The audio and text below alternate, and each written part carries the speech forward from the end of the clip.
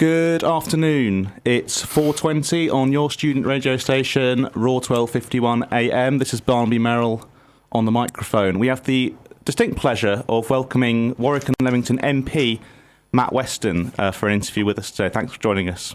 You're very welcome. Great to be here. Yes, obviously last time you were in the studio, you were the Labour candidate for Warwick and Leamington, and after an incredible general election campaign, you now join us with a shiny new job. How's it been sort of settling into the role of becoming an MP? Certainly going from Warwick District Council to the Palace of Westminster. How's it sort of been the last few months? It's been fantastic. I mean, it's been an extraordinary last few months of my life. I think back to the last time I was sat here very casually, just sort of feet up, whatever, spinning the odd record, and just a lot of fun the whole campaign was. And then the election day came, and next day or 2 days later, I'm down in London, Westminster. So a dramatic change in my life, and I'm immensely grateful to those who actually voted. And if people actually voted for me, then so much the better. Thank you very much for that. But it was an extraordinary 4.5-week campaign. Yeah. Yeah. Was there, when the night of the election, when you were sort of up there in the count, was there an expectation or any kind of thought that you would win? Obviously you want to avoid kind of fatalism in politics, but did was there a sense perhaps at the count that things were going your way, or was it not until the sort of the final result was actually read out that it kind of hit you that it happened? Well, it's a good question. I sort of sensed there was something very interesting going on some time before the polling day, and we worked really hard, and I think we ran a fair, clean campaign. I'm proud of that. And on the night, I think everyone else was incredibly relaxed about it. All the other sort of members of the team, I think I was the only one who was a bit stressed and kind of worked up about were we actually doing the job of counting the votes and verifying and making sure everything was okay.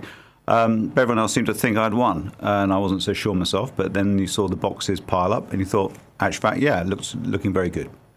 Fantastic. So obviously now you're the MP for Warwick and Leamington. You've got to sort of balance representing constituents' views and local issues, for example, the Stagecoach bus campaign, which obviously you've been very heavily involved with, and the more kind of national role that MPs had to play. So, voting on big pieces of legislation like the Brexit bill, the repeal bill, that kind of thing. How have you sort of been trying to maintain the right balance between representing local issues and dealing with the kind of bigger national stuff that all MPs have to?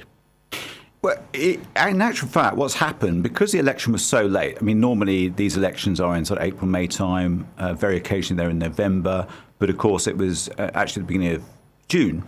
And then, you have the summer recess. So it was actually about 6 weeks down in Parliament after the election, then the recess, then we went back for 2 weeks, and now we're in the conference recess.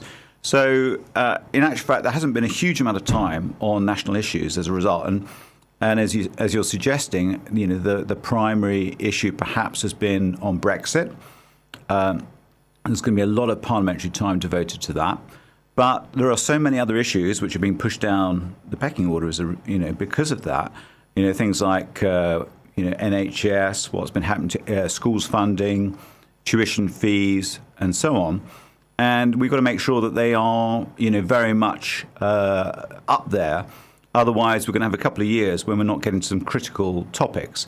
So in balancing issues, it is, for me, about whatever the national issue is and how that affects us locally. So, education, tuition fees, but how that impacts on, the likes of the Warwick student community. Of course. So staying on local issues for now, obviously you've been very involved in the Stagecoach campaign with various issues, the price of bus passes, the change in routes, the payment for replacing lost bus passes. You released a statement yesterday in which you said you were pleased about the developments, but you still remained frustrated about things like the bus tunnel going to Sydenham and the above inflation increase in bus pass prices. Do you think there's a huge amount that can be done about those issues in the next year or so, or now the academic year has started, do you think, until the next time the SU can sit around the table with Stagecoach again? I think we can continue to maintain pressure on those service providers, such as, in this case, Stagecoach, to ensure that they are delivering a good service for all the community, student community and permanent residents. And I think the frustration really is that what has happened recently with the change in routing was that the public, whether it be the student community, the SU, SABS officers, myself as MP, that we haven't been consulted in any way. They've just gone ahead and done this. And this is what they did 3-4 years ago, actually, when they changed the U1 route, which may have been before your time. But they did that, and I had to, it took some months, but we actually managed to reverse it and get it to work for the student community and the long-term community. So, I think there is stuff we can do, because we demonstrated then that you put the pressure on and it will happen. One of the difficulties I think we have, and this is one of the things I'll be pressing for, in Parliament, but where you find that there's basically an essential monopoly provider in a category, that is to the detriment of the consumer and the service users. And I think that's we're beginning to see that a bit, I think, in Warwick and Leamington with Stagecoach. Okay. Moving on to sort of half and half student national issues. Theresa May has obviously recently at the Conservative conference that they've been promises to freeze increases in tuition fees. So they're being capped at £9,250. And that's kind of being sold as the big headline measure from the Conservatives to younger student voters who obviously were believed to have turned out very heavily for the Labour Party. Do you think that's a good start? Is that any kind of sort of progress actually made? Or do you think more needs to be done or a different tack needs to be taken for kind of appealing to student voters? Well, it's interesting that the government is listening to what the student community, what the SU body, the national SU body are saying. I met with the National Student Union president up in Parliament, and actually Kat Turhan was there, who you may recall was the former president here, and chatted with them about the issues. And I think that we need to see the groups have more say, really, in what's going on locally, but also nationally. And I'm willing to work with them to see how we can deliver that. But I think just going back to Stagecoach, I think there's some real problems there that we need to get sorted. Okay. And finally, obviously, Labour had what was many seems an unexpected victory, success at the election, gaining 30 seats. They're now in a good position in the polls. There have been arguments that what that election represented sort of peak Corbyn, that what Jeremy Corbyn managed to do was kind of eke out the utmost he could possibly get from his brand of politics, and that Labour needs to take a different tack now to kind of make the final push into government. Would you say that that's a fair assessment, or do you think that there's still space for the sort of Corbyn way of campaigning, of doing politics to win new voters over who perhaps didn't vote for Labour earlier this year? Well, I don't think it is Pete Corbyn at all. You'd expect me to say that, I guess. No, I think he's just begun. And I think it's really interesting how so much of the agenda of the last few months has been driven by Jeremy Corbyn and the team. And we've seen that with education, the reversal of cuts that were originally proposed by the Conservative government. That then got reversed shortly after the election. We saw it after the election, the triple lock on pensions, that was reversed. So a lot of the policies that have been proposed by the government in their manifesto, they've now reversed. And I think that we're seeing that with tuition fees. I think they're now talking about possibly building a few council houses. And, they're beginning to talk our language, but as someone put it, they're sort of Labour light, really, which is amusing. I think Jeremy Corbyn is in full stride. I think he's very confident. I think he knows he's a man of principle. He knows what he stands for.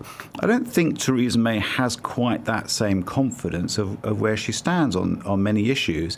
And I think she's got a few problems behind her in terms of her front bench. No, I think he's got a lot of go in him, a lot of energy, and I think that we'll see over the coming years some dramatic change in our politics. Is his stance on Brexit a sticking point for anybody? I mean, his positions on voting for Brexit legislation have divided members of the Labour parliamentary party. Do you think that he can continue to appeal to many young voters who did vote Remain if he maintains his kind of fairly steadfast support for most of the government's legislation? I think where Jeremy Corbyn has an issue, it's really on globalisation and some of the issues that we have with that. And we're seeing that there are problems with globalisation, and essentially the global economy is not necessarily working for all, and we have to reset kind of how the economy works for our communities, there is no point. I was trying to deal with British Telecom a few weeks ago, and I was talking to some service technicians, service engineers in Manila. Now, all it was about plugging in a telephone system, making it join up. But I was having to talk to someone in Manila. And when I spoke to British Telecom, I said, well, it's because we haven't got the service engineers in this country. We have got them. It's just, and they're making a lot of profit at British Telecom. So how does that work? It doesn't work for the economy, the UK economy, and we have to make sure it does. So I think, where Jeremy stands on this is, I think, increasingly clear, actually. The front bench are unified on this. We want to, we have to recognise that Article 50 has been triggered. But I think this is going to be a long process. I think whatever people say, and at the end of the day, we want to ensure an outcome where we have the same sort of securities as part of or a partner to Europe, where we see a strong economy, we maintain or improve our jobs position, protect environmental legislation, Erasmus and other partner programs, but that we have to make sure that, whether it be international students or the fantastic international staff that we have, say, at Warwick University, that's protected as well. So there's a lot to be done. I think it's going to take a lot longer than some people like Boris Johnson are saying, about 2-3 years. I think it'll go on for a while. It's a very, very complex negotiation. Matt Weston, MP, thank you very much for joining us. You're very welcome. Good to be here.